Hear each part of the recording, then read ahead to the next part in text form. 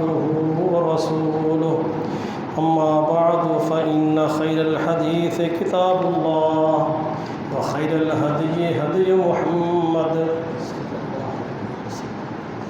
وشر الأمور محدثاتها وكل محدثة بدعة وكل بدعة ضلالة وكل ضلالة في النار. أعوذ بالله السميع العليم من الشيطان الرجيم. ألم يأن للذين آمنوا أن تخشع قلوبهم لذكر الله وما نزل من الحق ولا يكونوا كالذين أوتوا الكتاب من قبل فطال عليهم الأمد فقست قلوبهم وكثير منهم فاسقون.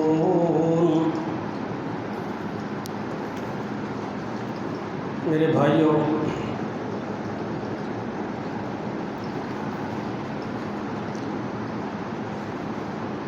مومن کا دل اس کے ایمان کا مرکز ہے. رسول اللہ صلی اللہ علیہ وسلم فرماتے ہیں، آپ نے اپنے دل کی طرف انگلی سے اشارہ کیا اور فرمایا التقویٰ ہا ہونا. 3 مرتبہ فرمایا کہ تقویٰ یہاں ہے، یعنی اللہ کا ڈر، اللہ کا خوف. رسول اللہ صلی اللہ علیہ وسلم فرماتے ہیں کہ جسم کے اندر ایک ایسا گوشت کا لوتھڑا ٹکڑا ہے، مراد آپ نے دل کی طرف فرمایا، اگر یہ صحیح ہو جائے تو پورا جسم صحیح رہتا ہے، اور اگر یہ بگڑ جائے تو پورا جسم بگڑ جاتا ہے. نبی علیہ السلام فرماتے ہیں کہ جب بندہ کوئی گناہ کرتا ہے تو اس کے دل پر ایک سیاہ نقطہ لگ جاتا ہے جو اس کے گناہ کی علامت ہے. اگر وہ اپنی گناہ کی زندگی پہ بدستور قائم و دائم رہتا ہے اور اپنے گناہوں سے پیچھے نہیں ہٹتا تو یہ نقطے لگ لگ کر اس کا دل بالکل سیاہ اور سخت ہو جاتا ہے. پھر اس پہ اللہ کا قرآن، اللہ کے پیغمبر کی حدیث، اللہ کا خوف، یہ نصیحتیں اس پر ہرگز اثر انداز نہیں ہوتی. یہی بات قرآن مقدس کی اس آیت میں اللہ تعالیٰ نے فرمائی ہے. فرمایا الم یأن للذین آمنوا ان تخشع قلوبهم لذکر اللہ وما نزل من الحق. کیا اہل ایمان پر وہ وقت نہیں آیا کہ ان کے دل نرم ہو کر اللہ کی طرف جھک جائیں؟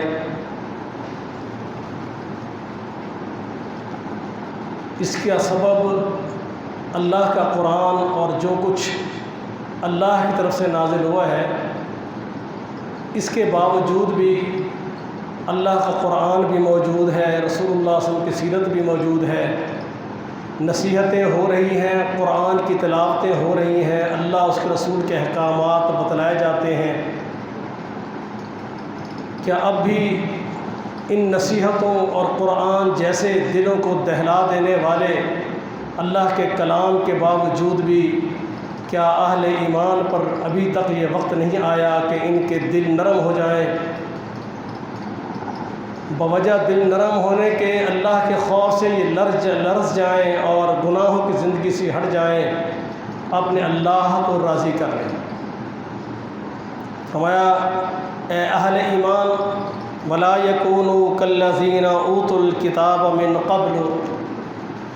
ایسے ہرگز نہ ہو جانا جیسے تم سے پہلے یہودی اور عیسائی، وہ لوگ جنہیں اللہ کی شریعتیں ملیں، اللہ کا دین ملا، اللہ کے انبیاء آئے، انبیاء پر کتابیں اتریں.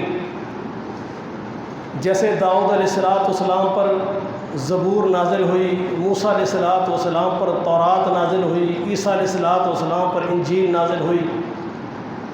لیکن وہ اللہ کی کتابیں، اللہ کی شریعتیں بھی نازل ہوئیں، اللہ کے انبیاء بھی آئے، وہ بھی نصیحتیں ان کی موجود تھیں. اس کے باوجود ان کے دل سخت ہو چکے تھے، اور ان کے دل کی سختی کی وجہ سے ان کے معاملات اس قسم کے ہو گئے تھے کہ اللہ کی طرف سے کوئی نصیحت ان پر اثر انداز نہیں ہوتی تھی۔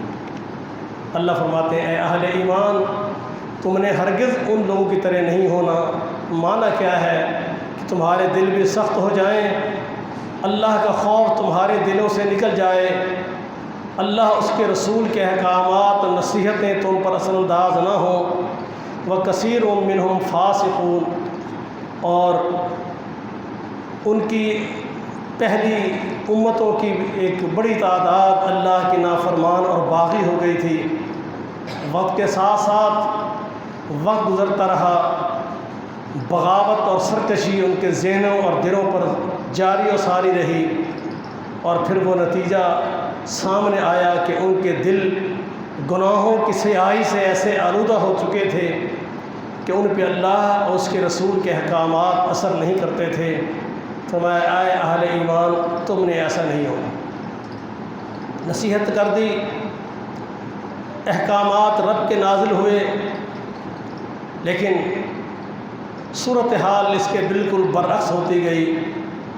وقت گزرنے کے ساتھ ساتھ یہ امت بھی، رسول اللہ صلی اللہ علیہ وسلم نے اپنی امت کے بارے میں یہ خبر اپنے رب کی طرف سے دے دی تھی کہ یہ امت بھی پہلی امتوں کی طرح، یہودیوں عیسائیوں کی طرح ان کے طور طریقے اختیار کرے گی،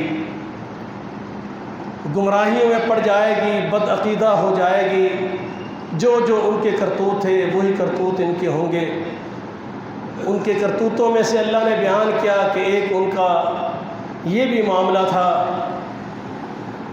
ان کے سامنے اللہ کی آیات تلاوت ہوتی تھیں، موسیٰ علیہ الصلوۃ والسلام، عیسیٰ علیہ الصلوۃ والسلام اللہ کی طرف سے معجزات پیش کرتے تھے، حتیٰ کہ بنی اسرائیل پر وہ بھی وقت آیا کہ جب موسیٰ علیہ الصلوۃ والسلام کے زمانے میں موسیٰ علیہ الصلوۃ والسلام کے تورات بھی موجود ہے، تورات کی تلاوتیں بھی ہو رہی ہیں، موسیٰ علیہ الصلوۃ والسلام کی نصیحتیں بھی موجود ہیں، احکامات بھی موجود ہیں۔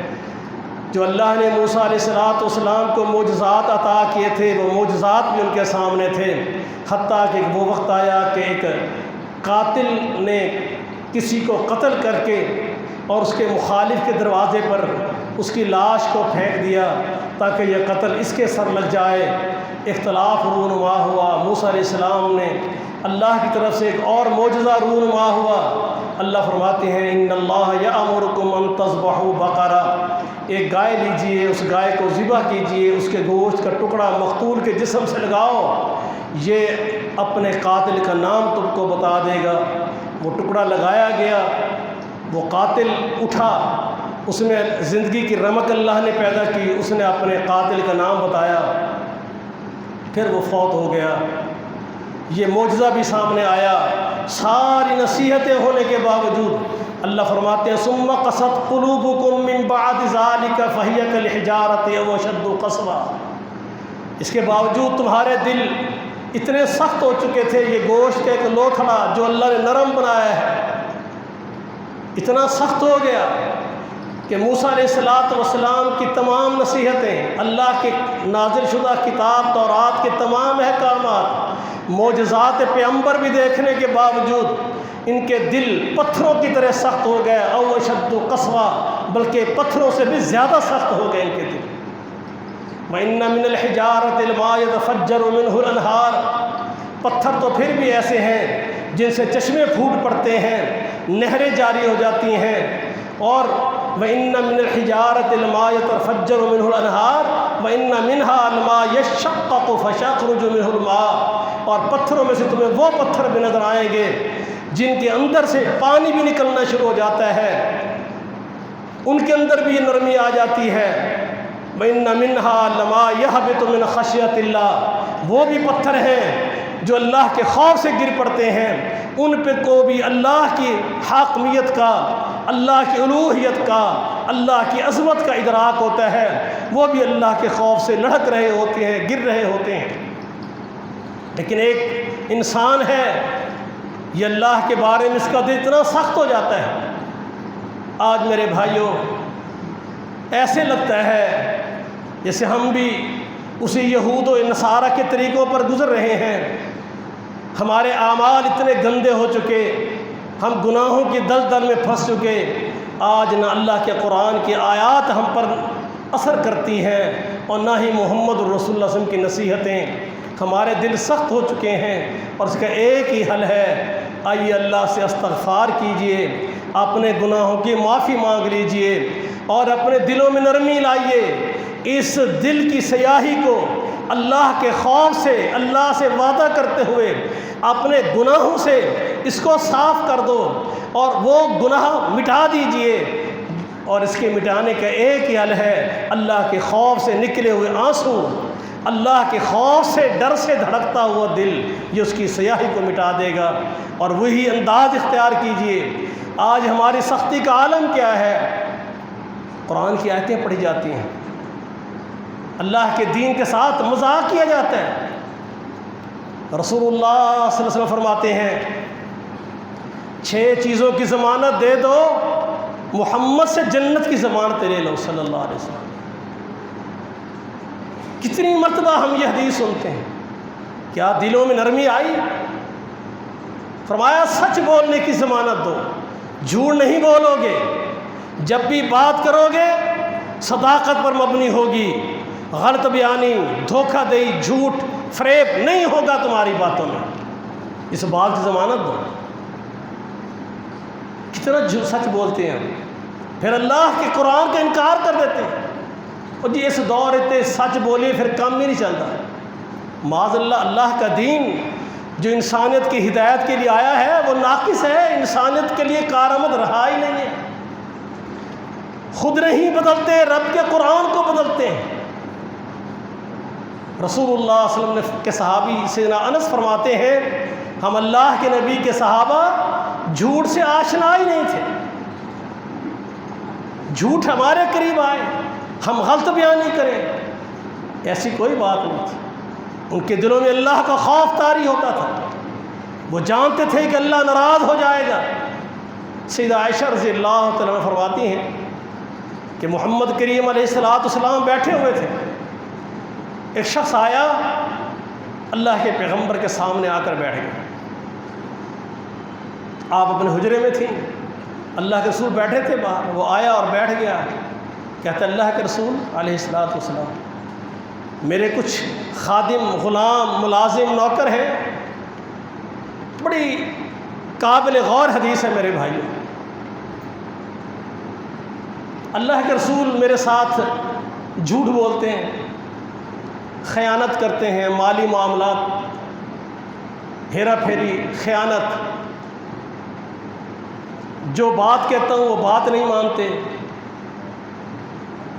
ان کی اس باتوں سے مجھے غصہ آتا ہے، میں ان کو تلخ کلامی کرتا ہوں، ان کو لوگوں میں ذلیل کرتا ہوں، بے عزت کرتا ہوں، ان کو ان کے ساتھ غصے اور تلخ لہجے کے ساتھ ان کی بہت زیادہ سختی ان پہ کر دیتا ہوں، کیونکہ مجھے غصہ آتا ہے ان کی اس جھوٹ پر، خیانت پر، بدعہدی پر، کام نہ کرنے پر۔ یہ دل کی نرمی کا اندازہ لگائیں۔ اللہ کے رسول مجھے احساس ہوا ہے میرا اللہ کے سامنے کیا معاملہ بنے گا، رب کے حضور میں کوئی زیادتی تو نہیں کر رہا، کیونکہ وہ حرکتیں کرتے ہیں پھر مجھے غصہ آتا ہے۔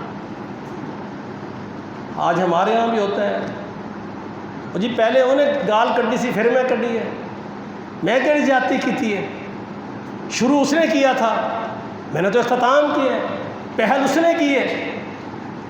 رسول اللہ صلی اللہ علیہ وسلم فرمانے لگے میرے صحابی، قیامت کا دن ہوگا، اللہ کا میزان اور ترازو کھڑا کیا جائے گا، تیرے ملازموں کی تیرے ساتھ بدعہدی، فریب کاری، خیانت، جھوٹ ایک پلڑے میں رکھا جائے گا، اور جو تو ان کے ساتھ تلخی کرتا ہے، لوگوں میں ان کو ذلیل کرتا ہے، بے عزت کرتا ہے، غصے ہوتا ہے، ڈانٹ ڈپٹ کرتا ہے، یہ دوسرے پلڑے میں رکھ دی جائیں گی۔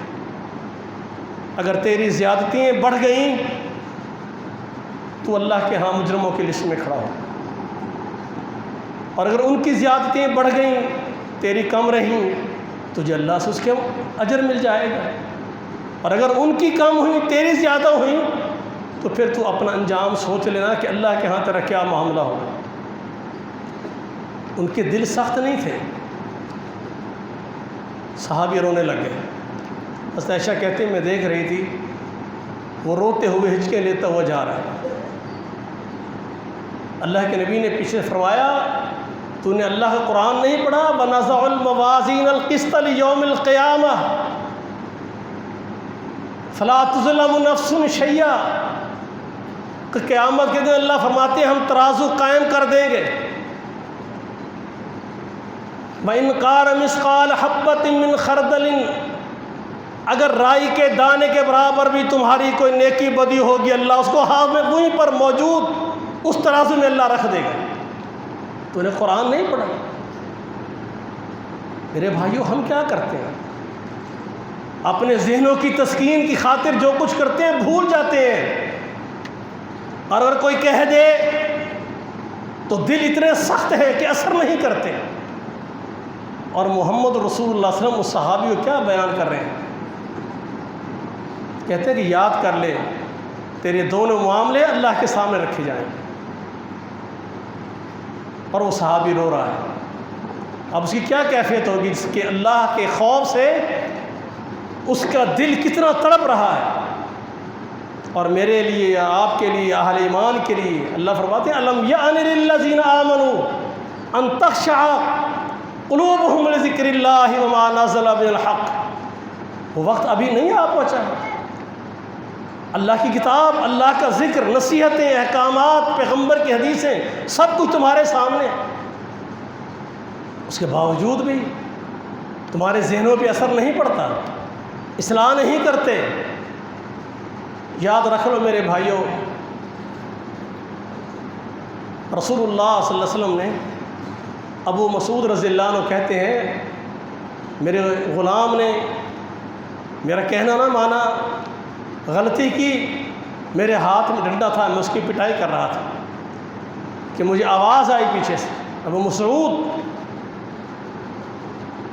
لیکن آواز دور سے تھی، میں پہچان نہ سکا بھی کون ہے۔ جب قریب آئے تو دیکھا وہ محمد الرسول اللہ صلی اللہ علیہ وسلم تھے۔ آپ نے فرمایا تو اللہ سے نہیں ڈرتا؟ جو تجھے کچھ طاقت اس پہ ملی ہوئی ہے، تیرے رب کا کنٹرول، قوت، طاقت کہیں زیادہ تجھ پر ہے۔ انہوں نے فوراً ڈنڈا پھینک دیا، کہا اللہ کے رسول آج کے بعد ایسا نہیں ہوگا۔ فوراً اپنی بات پہ واپس آ جاتے تھے۔ اللہ کے نبی ایسا نہیں ہے،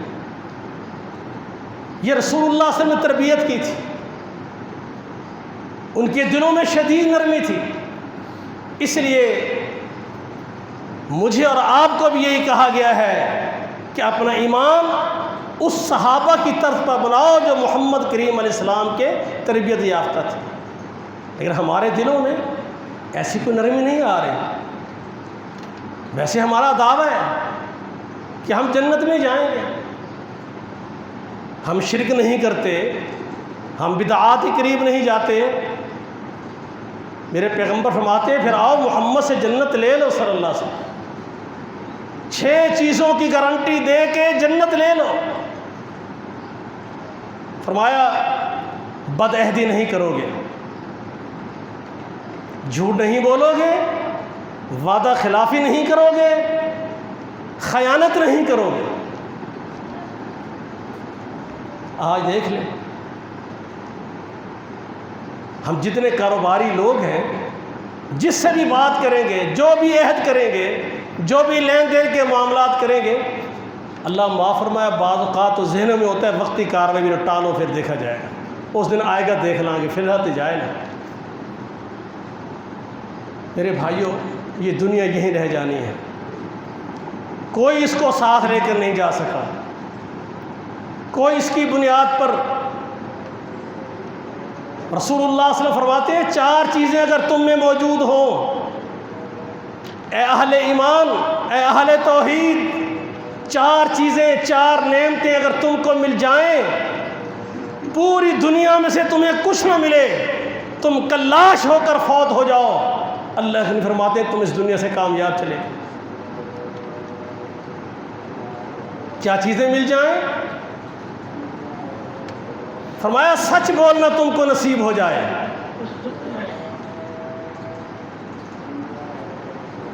امین بن کر دنیا میں رہو، خیانت تمہارے قریب تک نہ آئے۔ فرمایا اپنی شرمگاہوں کی حفاظت کر لو اور اپنے جسم کے اندر حلال کا لقمہ ڈالتے رہو، کبھی تمہارے جسم کے اندر حرام کے شیبے والی چیز داخل نہ ہو۔ یہ 4 چیزیں تم اختیار کر لو، سچائی کو اختیار کر لو، امانت دیانت کو اختیار کر لو، حیا کا اپنی حفاظت کر لو، بے حیائی، آوارگی، بدچلنی، ان سے رک جاؤ۔ اور فرمایا چوتھی چیز، اپنے جسم میں، اپنے فیملی میں، اپنے بچوں میں حرام کا شیبہ کا لقمہ نہ جانے دو۔ اگر یہ 4 چیزیں تمہیں نصیب ہو جائیں، اللہ کی زمین پر رہتے ہوئے تمہیں دنیا میں سے اور کچھ بھی نہ ملے، تم اللہ کے ہاں کامیاب ہو جاؤ۔ اور اگر تمہیں ساری دنیا مل جائے، مال و متاع مل جائے، عہدے مل جائیں، اور ان میں سے تم بددیانت ہو کے اللہ کے پاس جاؤ، جھوٹے اور کذاب ہو کر اللہ کے پاس جاؤ، حیا اور شرم سے عاری ہو کے اللہ کے پاس جاؤ، رزق حلال سے خالی ہو کر اللہ کے پاس جاؤ، تو تم سے بڑا بد نصیب میرے بھائیوں، میں اور آپ ہو، کوئی بھی ہو، اللہ کی مخلوق میں اور کوئی نہیں ہے۔ ہمارے دلوں کی سختی یہودیوں عیسائیوں کی طرح ہو چکی ہے، خطا ہو جاتی ہے بندے سے۔ عمار بن یاسر رضی اللہ تعالیٰ عنہ، ان کے والد غلام تھے، سیدنا خالد رضی اللہ تعالیٰ عنہ نے اتنی بات کہہ دی، غلام باپ کے اور کالی ماں کے بیٹے۔ بعض اوقات محفل میں دوستوں بیٹھے ہوئے بندہ اپنی اپر پوزیشن سمجھتے ہوئے دوسرے کو ذلیل کر دیتا ہے، تنقید کر دیتا ہے، تذلیل کر دیتا ہے، وہ اس کے سٹیٹس کو دیکھ کے دل میں کڑتا ہے، چپ رہتا ہے، لیکن کیا سمجھتا ہے کہ اللہ کے یہاں حساب نہیں ہوگا اس کا۔ اللہ کے پیغمبر نے فرمایا خالد، تجھ میں زمانہ جاہلیت کا تکبر اور نخوت موجود ہے، تو نے کیا کہا ہے؟ یہ دلوں کی نرمی ہے، یہ صحابہ کا شیوہ تھا۔ فوراً زمین پر لیٹ گئے، کہنے لگے عمار اپنا پاؤں جوتے سمیت میرے رخسار پہ رکھ، وہ جو میرے ذہن میں کچھ نخوت سے آئی تھی ختم ہو جائے، اور میرا اللہ مجھ کو معاف کر دے، میں نے تیرے ساتھ زیادتی کی۔ کیا چیزیں تھیں؟ دلوں میں نرمی تھی، بات کرتے تھے فوراً اپنی بات سے رجوع کر لیتے تھے۔ مصعب بن زبیر تھے، کوفہ کے گورنر ہیں، تخت پر بیٹھے ہیں، انہیں پتہ چلا کہ میں امیر ہوں، میں گورنر ہوں، اور اس کے باوجود فلاں شخص نے میرے بارے میں ایسے ایسے کلمات کہہ دی، کہا پکڑ کے لے آؤ اس کو۔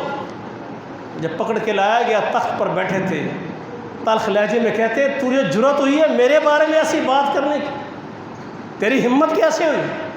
اور ساتھ بیٹھا ایک ساتھی کہتا ہے اے مصعب، یہ اللہ کے نبی کا انصاری صحابی ہے، مدینے والا، اور نبی علیہ السلام نے فرمایا تھا، عمراء کو نصیحتیں کی تھیں کہ میرے بعد تمہیں حکمرانیاں ملیں گی، اقتدار ملیں گے، میرے انصار صحابہ کی غلطیوں سے درگزر کرنا ہے تم نے۔ یہ بات سن کے اپنے تخت سے نیچے اتر آئے، لیٹ پڑے، اسے کہنے لگے میرے نبی کا حکم آیا ہے، میں نے جو جملے کہے ہیں مجھے اللہ کے لیے معاف کر دے، میں لیٹا ہوا ہوں، جیسی چاہے اپنا بدلہ لے لے مجھ سے۔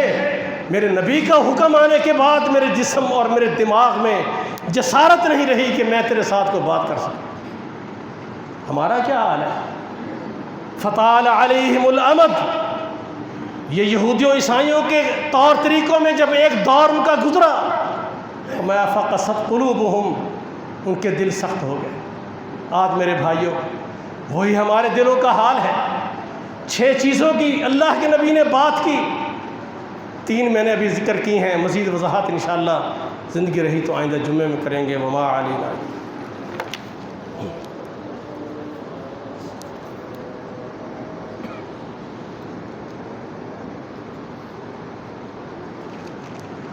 الحمد للہ نحمده ونستعینه ونستغفره ونعوذ باللہ من شرور انفسنا ومن سیئات اعمالنا من يهده الله فلا مضل له ومن يضلله فلا هادي له واشهد ان لا اله الا الله وحده لا شريك له واشهد ان محمدا عبده ورسوله اما بعد فان خير الحديث كتاب الله وخير الهدي هدي محمد صلى الله عليه وسلم وشر الأمور محدثاتها وكل محدثة بدعة وكل بدعة ضلالة وكل ضلالة في النار۔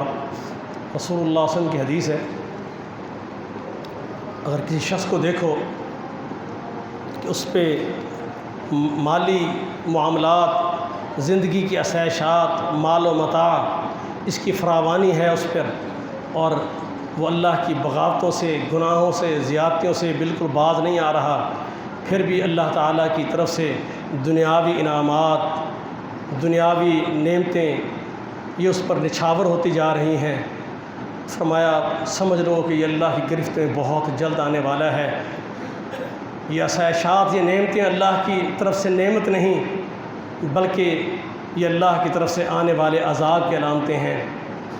اس لیے میرے بھائیوں، ہمیں اپنی زندگی کا خود احتساب کرنا چاہیے، تاکہ کہیں ایسا نہ ہو ہم اللہ کی گرفت میں آ جائیں۔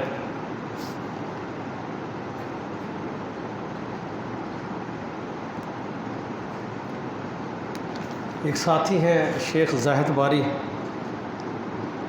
ان کو ایکسیڈنٹ ہوا ہے، ہماری مسجد کے ساتھی ہیں، نمازی ہیں۔ جی زہد باری کون سے؟ وہ نہیں، وہ گھر کی